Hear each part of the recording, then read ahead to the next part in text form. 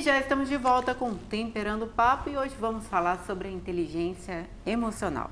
Seja nos esportes, na nossa vida, a gente recebe ele que é presidente da Sociedade Brasileira de Inteligência Emocional, Rodrigo Fonseca. Seja muito bem-vindo, viu, Rodrigo? Obrigado, Ariane. Obrigado pelo convite. Espero poder ajudar um pouco aqui isso que o Brasil está vivendo, na Copa, mas também no país. Com certeza, precisamos mesmo.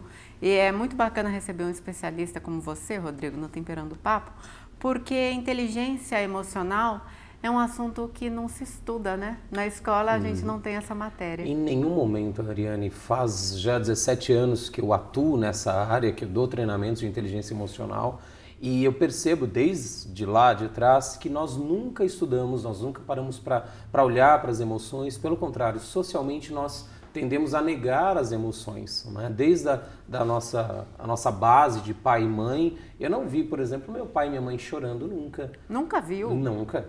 Quando minha mãe chorava, ela ia se escondia, né? E isso acontece em muitas casas, pai principalmente. Na maioria das vezes, até a gente mesmo às vezes quer chorar, vai no chuveiro ou na cama, desabafa. Ninguém Mas chora fala abertamente. esse exemplo pra gente. Eu choro abertamente. Não são todos, graças a Deus não são todos, mas no meu exemplo... Claro que você chora abertamente, você chora na sua casa, mora sozinho. Okay? Não, eu choro em público, se precisar. Mas isso é uma habilidade boa, não é errado. Tranquilo. Mas infelizmente a grande maioria das pessoas no mundo, não só no Brasil, elas não choram. As emoções elas foram ensinadas para nós a serem reprimidas, desde o medo, a tristeza, a raiva, até a alegria. Eu brinco que você chega num lugar feliz, alegre, saltitante, alguém olha para você e fala, meu, tá feliz por quê? Parece bobo alegre. Ou seja, nem a alegria... Nossa, um balde de água fria, né? Porque você tá bem, você tá feliz, você não pode demonstrar. Mas eu acho que uma atitude como essa, desculpa. Mas existe, Ariane, desaconselhável e assim... Desaconselhável, mas se você parar para observar, a média, eu nunca falo, não existe o todo em nada, mas a média da sociedade, da humanidade vive assim.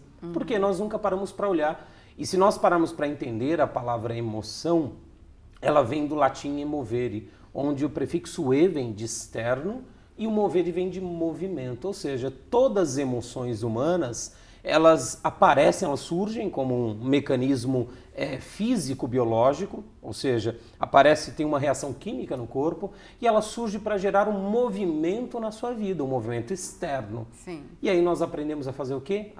Internalizar, engolir. E aí essas emoções tomam outro caminho, que é o das doenças, que hoje nós vemos tantas pessoas adoecendo, desde câncer até depressão, suicídio e aí vai. E dizem que o câncer nada mais é que a tristeza das células, né? Muitas pessoas dizem isso, inclusive especialistas. Agora, Rodrigo, eu confesso que eu já chorei sozinho, eu confesso que eu já chorei para outras pessoas, para a pessoa que era o fator do problema, ou para um amigo, para desabafar, etc. e tal. Mas qual é a melhor maneira de solucionar isso? Por exemplo, pais que têm os seus filhos ali, de repente uma discussão no relacionamento até, que isso acontece, é muito natural. Mas é interessante envolver toda a família como um todo e não poupar os filhos? Na verdade, não na hora da discussão do casal, por exemplo, da DR, como hoje dizem, né? Popularmente, discussão de relacionamento, nesse momento não. Se surgir, infelizmente, às vezes a gente não controla isso, às vezes acontece.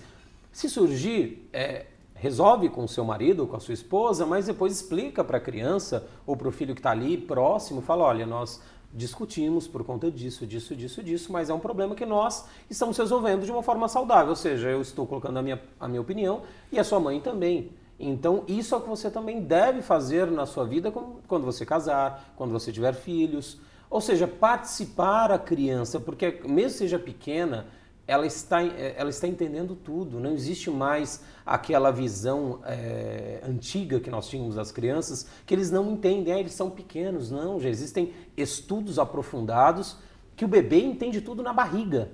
Sim. Ou seja, estamos falando de um feto que está dentro da barriga e está entendendo, interpretando, lógico, da sua maneira limitada, mas está entendendo. Imagine uma criança fora. Então, participe as suas crianças, participe os seus filhos, sim, e ajude eles a entender. Transforme na realidade deles. Claro. Traga para a realidade deles, para a cabecinha de criança, mas explique para eles, é importante explicar. Sim, isso realmente é maravilhoso, porque é uma evolução, querendo ou não, né? Eles já não estão ensinando matemática financeira, como administrar o dinheiro, mesmo com 3, 4 anos de idade.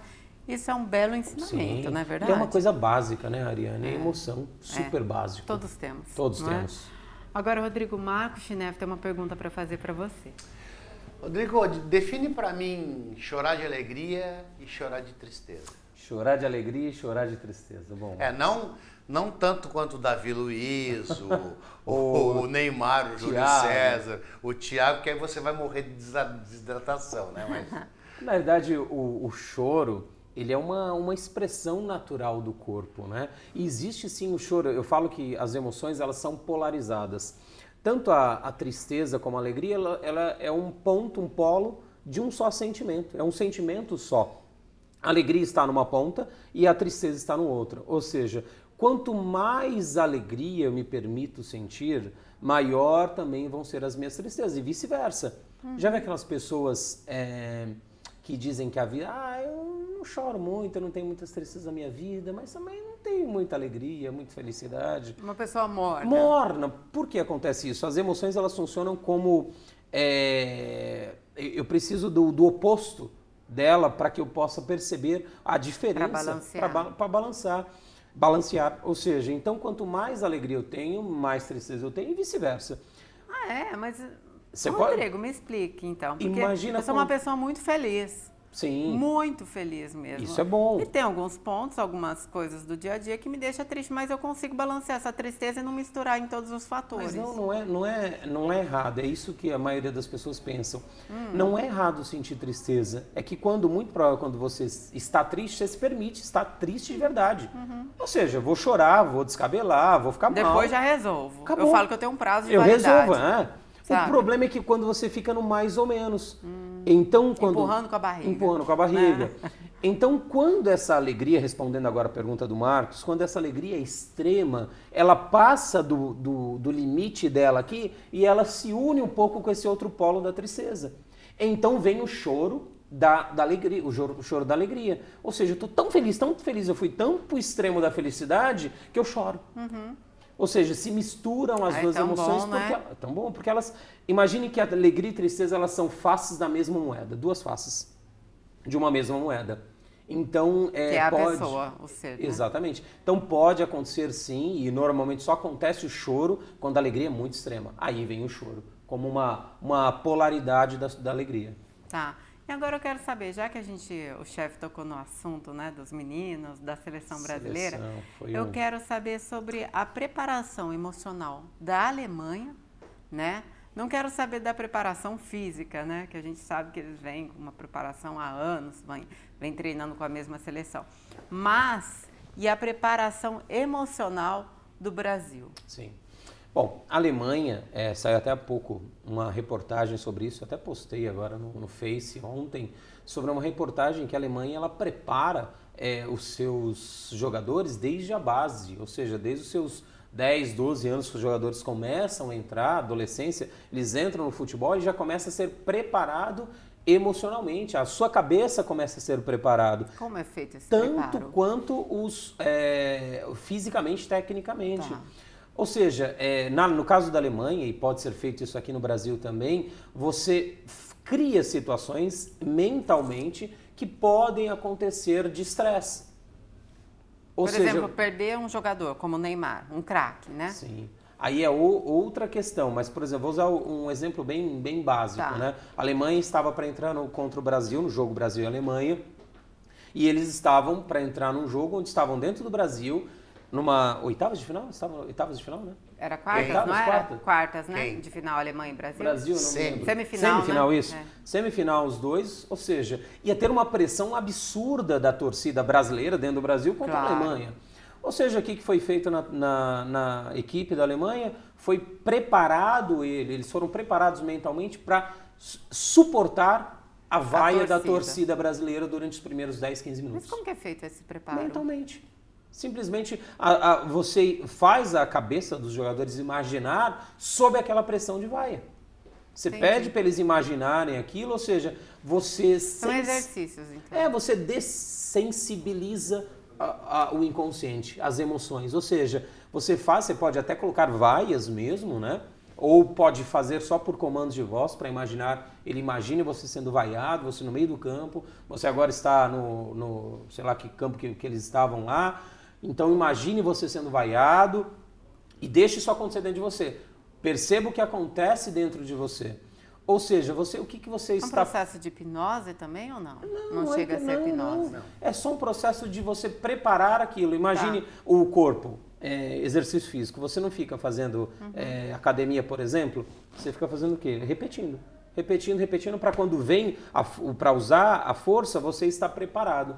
A mesma coisa você fica repetindo, receber vai, neste caso, receber vai. Quando vem a vai, você está preparado. Não é só isso, tem gente que tem equipes, ou seja lá o que for, que pegam a vaia como um fator motivador. Sim, tem isso também. Vão te vaiar, então vai pra cima e mostra que o azar é só deles, entendeu? E, além disso, Marcos e Ariane, o Brasil conta com um problema gigante, que além desse despreparo emocional, existe também a questão da confiança só num santo. Isso não é só o Brasil, hein? Que foi o Neymar, O Neymar, né? É o santo Neymar. Ontem foi o São Messi, que o São Messi não apareceu também. A Argentina aconteceu o quê? Perdeu. Ou seja... A semana passada, o programa está sendo gravado. A semana passada. Então, o que aconteceu? A Argentina perdeu o São Messi, e aí ela ficou totalmente desequilibrada. Tá, mas justamente esse desequilíbrio que justamente aconteceu, infelizmente, com a nossa seleção brasileira. O que fazer nesse caso, quando todos os jogadores dependem de um craque e, de repente, esse craque sai? Haveria a possibilidade da vitória? Você me responde daqui a pouquinho? Te respondo. Ele já falou não, gente, mas ele explica o porquê daqui a pouquinho no próximo bloco, viu? Eu vou com o Bela Outro Cá. Tem prendo o papo? Volta já.